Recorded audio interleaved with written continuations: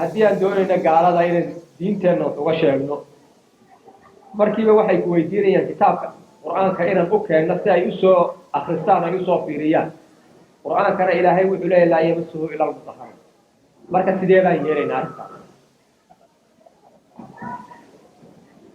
inta badan gaalada tani af carabi kuma hadasho marka waxa ugu badan inta badan aad siinaysaa waa translation macnihiisa la translate gareeyo quraan ma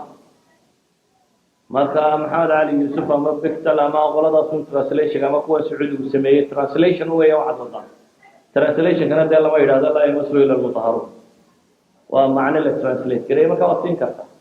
hadday aayad kala go'an yihiin oo musxaf ka dhan ahayna wax kale ku jirana waad siin kartaa waayo nabigu calayhi salaatu wasalaam waraaqihii uu diri jiray gaaladii boqorradii